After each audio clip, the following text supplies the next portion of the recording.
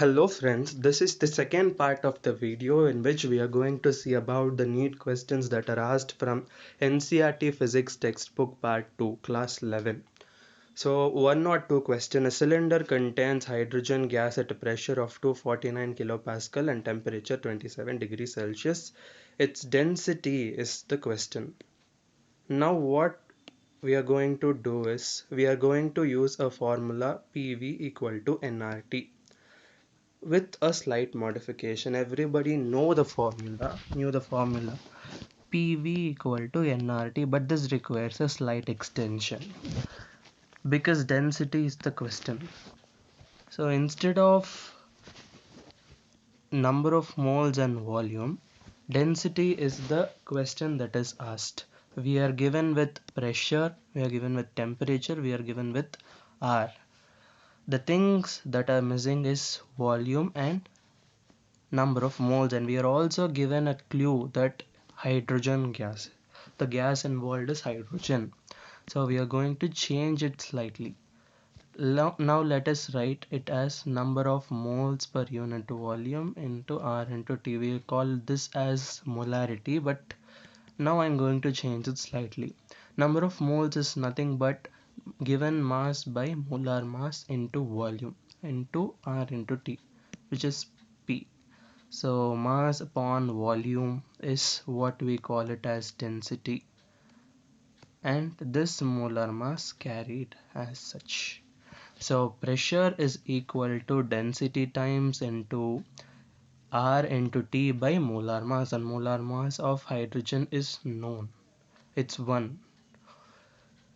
Now substitute all the values, you will be able to get the density or rho as 0.2 kg per meter cube. Next question from this video is: a capillary tube of radius r is immersed in water and water rises in it to a height h. The mass of the water in the capillary is 5 gram. So I think you are familiar with the formula h is equal to 2s cos theta by r rho g, or I'll show you. H rho g is equal to 2s cos theta by a, or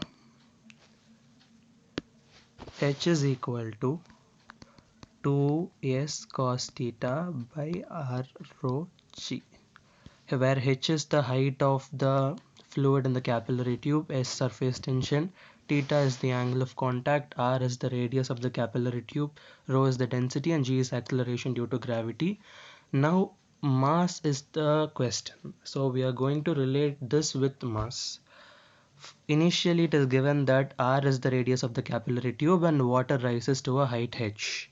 If the radius is 2r instead of r, what will be the height? Let us find out. The surface tension of water is going to remain constant, angle of contact is constant. What is going to change is height.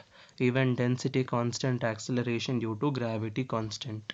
So the height is the only thing that changes, and we know that 2s cos theta by r rho g is nothing but h according to the question, so h by 2.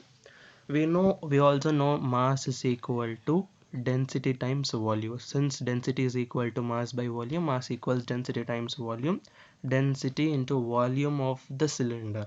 So if you see a capillary tube, it will almost like a cylinder, it will be almost like the shape of a cylinder, so which is volume of cylinder is pi r square h.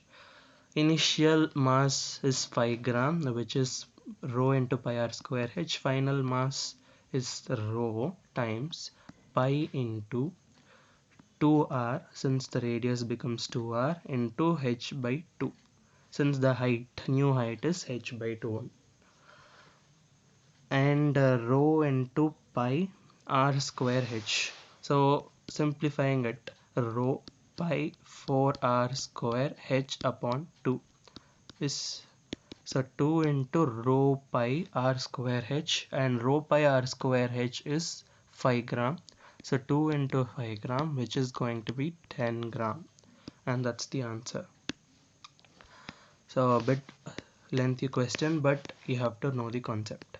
Next question: a wire of length L of area of cross section A is hanging from a fixed support, the length of the wire changes to L1 when mass M is suspended from its free end. Expression regarding this. It's a simple question again.